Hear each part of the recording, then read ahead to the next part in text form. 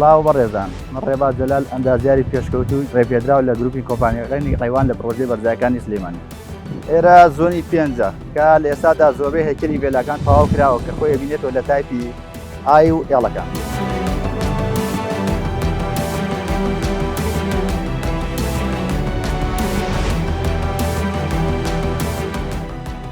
لە ئێستادا سەردەم بڕیەکانی تاوەکاری بە شێوەیەکی چڕ و پڕ و بە کوالیتی بەرزی جیهانی لەژێر چاودێریی مەندازارانی گروپی کۆمپانیەکانی قەیوان بەردەوامە.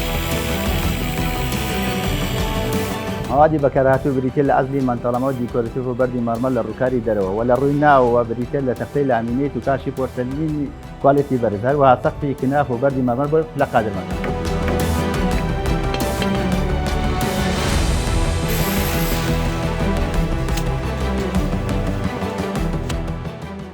ڕووبەریان وێلایانە لە 400 مەتر دووزا پێگاتەوە کە 5 ژووری نووسن لە خۆی دەگرێت لەگەڵ ڕووبەرێکی فراوانی سەوزایی و پارکینی ئۆتۆمبیل.